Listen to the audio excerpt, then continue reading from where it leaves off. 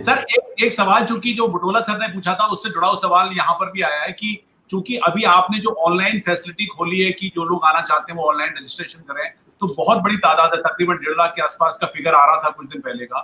तो क्या ये एक चैलेंज होगा और फिर कैसे आप करेंगे, क्योंकि बहुत से लोग अब आना चाहते हैं और बहुत से खबर अभी ये भी थी कि लोग वापस नहीं जाएंगे, मतलब लोग स्टे करना चाहते हैं, तो फिर ये गवर्नमेंट के सामने थोड़ा सा एक प्रॉब्लम होगा। डॉक्टर साहब ने मेडिकल नॉर्म्स के हिसाब से जो उनका सवाल है, उनकी जो चिंता है, मैं चिंता कहना चाहूंगा कि उन्होंने चिंता व्यक्त की, वो बहुत सही उन्होंने चिंता व्यक्त की है। हमारे लिए जो चिंता है, अब तो दिक्कत हो रही है, हमारे कुछ लोग तो अच्छी सर्विसेज में हैं, गवर्नमेंट जॉब्स में हैं, कुछ लोग अपने व्यवसाय में भी हैं, वो तो सब ठीक है। लेकिन हमारी बड़ी संख्या में हमारे लोग जो हॉस्पिटलिटी में हैं, आज वो बंद हो गए हैं। और वो लोग ऐसे कि जो होटलों में ही खाना खाते थे, वहीं रहते थे, उनके पास गैस का चूल्हा भी है नहीं, वो घर में भी खाना नहीं बना सकते। अब जो जहां वो काम कर रहे थे, वहां से मार्च के महीने में तो उनको तनख्वाह भी मिल गई, गवर्नमेंट भी उनको खिला रही है, लेकिन केवल 2 समय खाना खा लें उससे तो काम चलेगा नहीं। और इसलिए लोग डिप्रेस हो रहे हैं, वो घर की ओर भागना चाहते हैं। और लगभग इस बीच में देश में 40-45 लोगों ने आत्महत्या भी की है।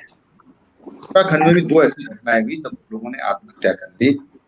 एक कूद गया होटल से 4थी मंजिल से, एक ने फांसी लगा ली। इस तरह की दिक्कतें आज हो रही हैं, और इसलिए हमने सोचा कि हम इनको वापस लाएंगे सतर्कता के साथ, मेडिकल नॉर्म्स का पालन करते हुए।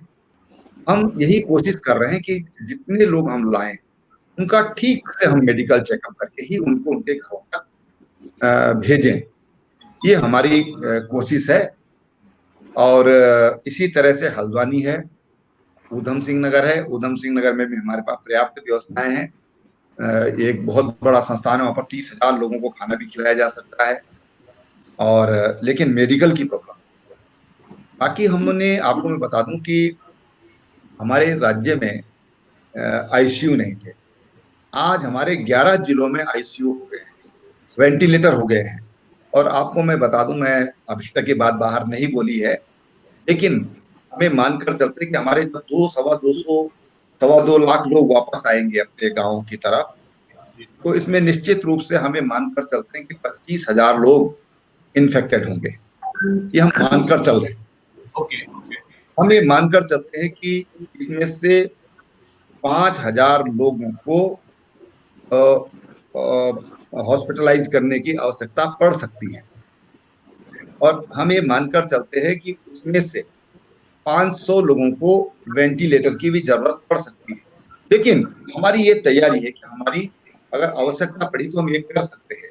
तो हमने मैक्सिमम साइट मान करके और उस पर हम लोगों ने विचार करके और जो ये निर्णय लिया है हम लोगों ने, ये होगा।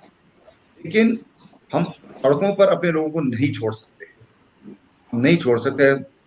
किस किस तरह के फोन, किस तरह के मैसेज हमको लोगों के आते हैं, रोते हुए मैसेज आते हैं, और बताएं बहुत ही अजीब तरह की मानसिक स्थिति बनती है। लेकिन वो कहते हैं साहब हम जो होगा हम अपने घर में ही चाहते हैं, जो हो घर में। तो इन परिस्थितियों में हम लोगों ने निर्णय लिया है, और इसलिए हम लोगों ने तय किया कि हम आपको मैं एक और बात बताऊं, हमने अपने प्रधानों को विशेष अधिकार दिए हैं। अगर कोई उनकी बात नहीं मानता, गांव में होम क्वारंटाइन अगर किसी को किया है, अगर उनकी बात नहीं मानता है, तो उसका आपदा प्रबंधन में जो प्राविधान है, उनकी रिपोर्ट पर उस पर वो कार्रवाई होगी।